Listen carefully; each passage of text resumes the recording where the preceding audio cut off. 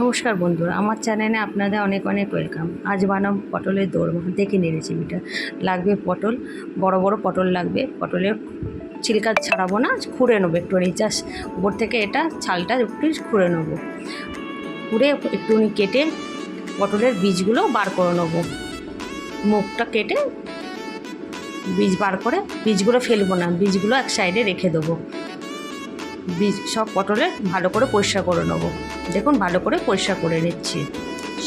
সব পটলের বীজগুলো বার করে নিয়েছি। কড়াইতে তেল গরম করে পটলগুলো ভাজতে দিয়ে দেবো। ভাজা হোক, আমি এদিকে পটলের বীজ আর চিংড়ি মাছ দিয়ে একটু মিক্সিতে ঘুরিয়ে নিচ্ছি। আমার পটলের বীজ আর চিংড়ি মাছটি বাটা হয়ে গেছে। পটলের মধ্যে একটুখানি হলুদ দিয়ে ভেজে নেবো। দেখুন লাল লাল হয়ে গেছে, পটলগুলো তুলে নেবো। ওই তেলের মধ্যেই পেঁয়াজ কুচি দেবো। পেঁয়াজ কুচি দিয়ে নাড়াচাড়া করে মশলাগুলো করে নিই। লাগবে রসুন, আদা, রসুন, লঙ্কা একটু বেটে নিচ্ছি।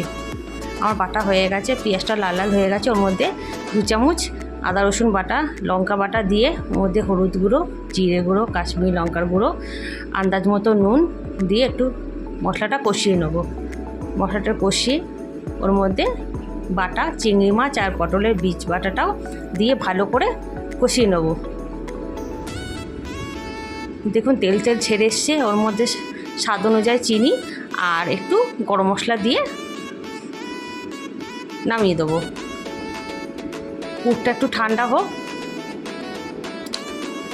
পেঁয়াজ আর টমেটোটাও বেটে নেবো মশলার জন্যে। দেখো আমার পুরটা ঠান্ডা হয়ে গেছে। পটলের মধ্যে পুর আমি ভরে নিচ্ছি। সব পটলের মধ্যে পুর আমি ভরে নেবো এক এক করে।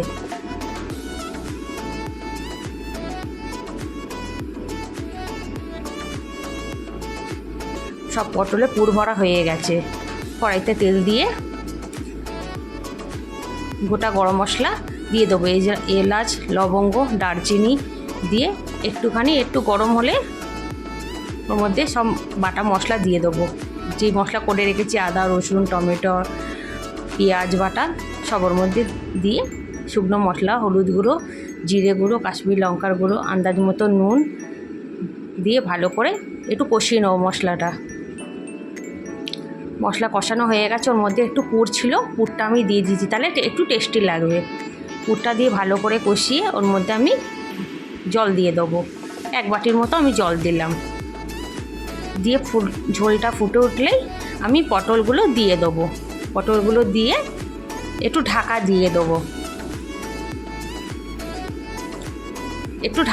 দেবো। দেখুন আমার পটলের দোরমাটা রেডি হয়ে গেছে। জাস্ট ওর মধ্যে একটু আন্দাজ মতো চিনি আর একটু গরম মশলা দিয়ে আমি নামিয়ে নেব। যদি এই রেসিপিটা আপনাদের যদি ভালো লেগে থাকে তাহলে লাইক, কমেন্ট, শেয়ার ও সাবস্ক্রাইব করে দেবেন।